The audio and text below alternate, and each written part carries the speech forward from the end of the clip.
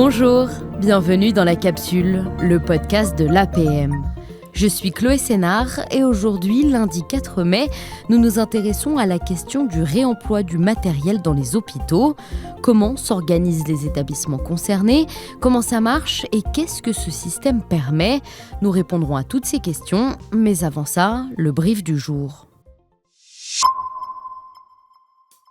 Une publication scientifique française sur 5 co-signée par les CHU en 2024. Ça représente près de 21 000 publications, en augmentation par rapport à l'année précédente.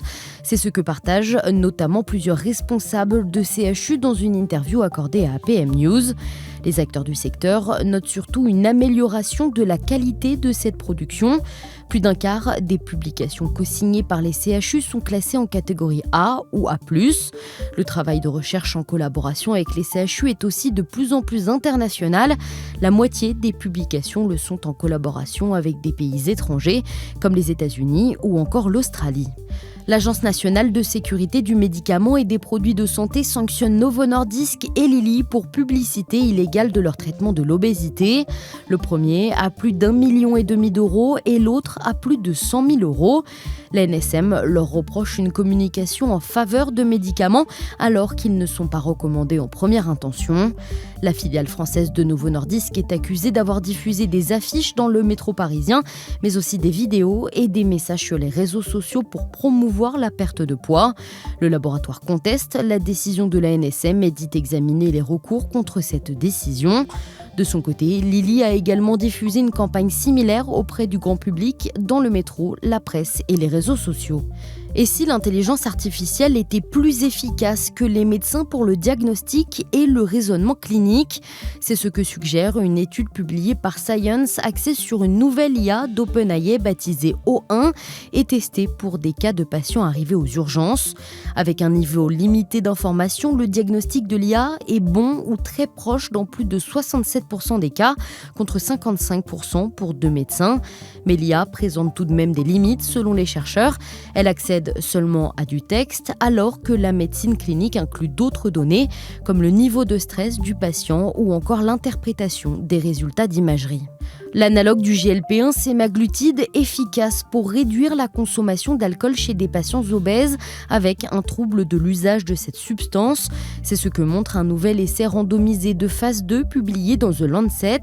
Le nombre de jours par mois avec une consommation importante d'alcool baisse de plus de 41% avec le sémaglutide, contre seulement 26% avec un placebo. Cléa Bloch, nommée sous-directrice de la prise en charge hospitalière et des parcours ville-hôpital à la Direction générale de l'offre de soins, poste qu'elle occupera à partir de mi-mai et pour 3 ans. Elle était jusque-là conseillère auprès du directeur du cabinet du Premier ministre, Sébastien Lecornu. Pour le débrief du jour, je suis avec Sylvie Lapostole, rédactrice en chef adjointe en charge du service établissement de santé. Bonjour. Bonjour Chloé. Et si les hôpitaux possédaient leur propre plateforme Le Bon Coin? Plusieurs établissements de santé se sont lancés les dernières années dans le réemploi de matériel. Est-ce que ce système est réellement adapté au secteur hospitalier? C'est ce qu'on va tenter de comprendre. Sylvie, comment ça s'organise dans les hôpitaux qui ont mis en place ce système ? Alors, c'est le CHU Toulouse qui a été le premier à lancer son Bon Coin Maison en 2019 et ça lui a valu un prix de la transition écologique en santé de la FHF en 2022. Donc, ils utilisent un outil numérique qui est déjà opérationnel dans l'établissement pour proposer du mobilier et des consommables comme des lits, tout le matériel hors médical, mais aussi de la bureautique et de la papeterie par exemple. Un agent qui a besoin d'un matériel regarde l'appli, commande, se fait valider par son N+1 et ensuite c'est le service logistique qui livre dans l'établissement. Et est-ce qu'il y a d'autres modèles que le CHU de Toulouse ?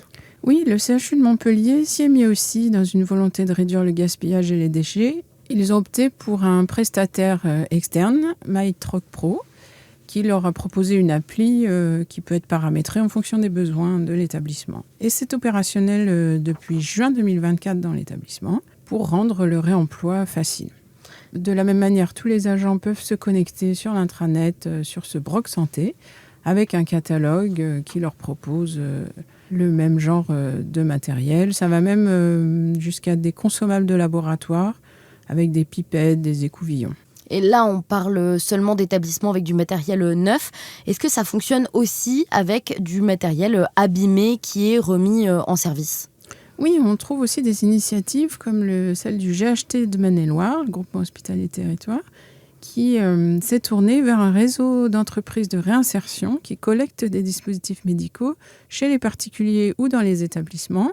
Ils les trient, les reconditionnent, les réparent et les vendent 50% moins cher que le neuf. Et qu'est-ce que permettent ces plateformes de troc ? Alors à Toulouse, depuis 2019, c'est déjà plus de 2000 matériels échangés, 673 000 € d'économie et pour la planète, 612 tonnes d'équivalent CO2 évité. Ou à Montpellier, en 18 mois, 290 000 € d'économisés et près de 27 tonnes de déchets évités. Et est-ce que les professionnels des établissements de santé adhèrent à ce système ? Est-ce que ça fonctionne ? Alors oui, il faut absolument faire une bonne communication au départ pour faire connaître ces bons coins. Et à Montpellier, sur 12 000 professionnels du CHU, 2300 collaborateurs l'ont déjà utilisé. À Toulouse, ça a développé une culture du juste besoin, c'est-à-dire qu'un agent, avant de commander un matériel, se pose vraiment la question de son besoin.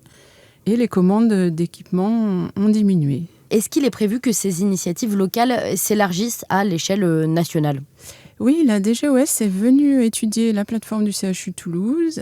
Elle a réalisé une étude et elle prépare une appli nationale unique pour réaliser ces échanges qui devraient être proposés d'ici la fin de l'année.